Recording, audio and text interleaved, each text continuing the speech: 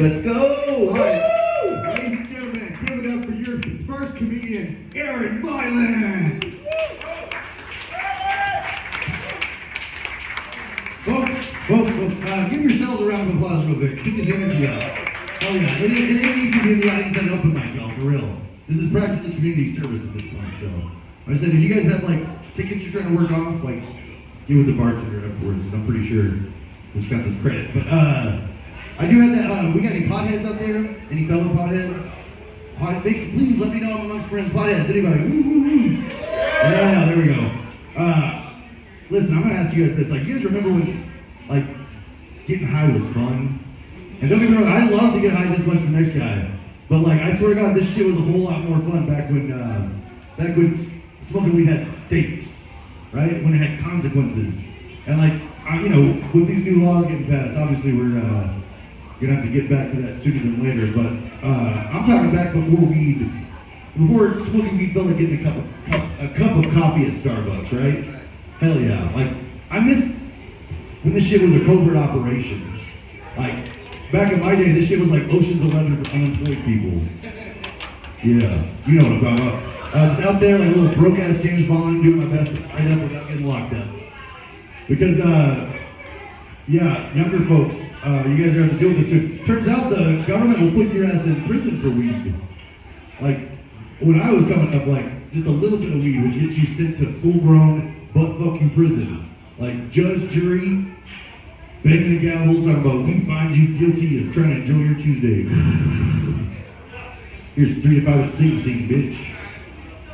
Now, I just think about it, like, could you imagine being one of them sad sons of bitches that did 10 years in prison for weed? Like, while everyone he knows is prancing around these bougie-ass weed boutique stores without a care in the world.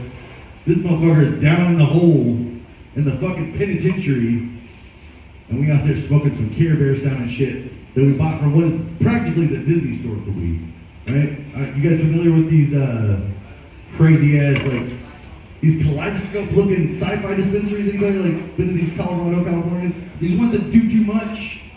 The ones that look like you're about to buy half an ounce off the bridge of the Enterprise, right? Like, the ones that look like they might have the laser tag in the back, which now that I say that out loud does sound pretty badass. So whoever's listening to me, Elon Musk, don't steal that idea from me, motherfucker. But I will say, like, back in when this shit was covert ops, the closest thing to a dispensary I had was my homeboy Kyle's apartment. And we all had a Kyle, like a Matt, a Greg, a fucking Four Loko. Doesn't matter his name. Same goddamn MO every time.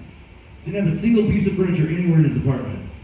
All he had was a pound of weed, bucket full of blunts, closet full of katanas, and Kobe Bryant courtside on N64. And like, that was paradise, y'all. We were just huddled together in the dark, getting high, like some weed and drinks.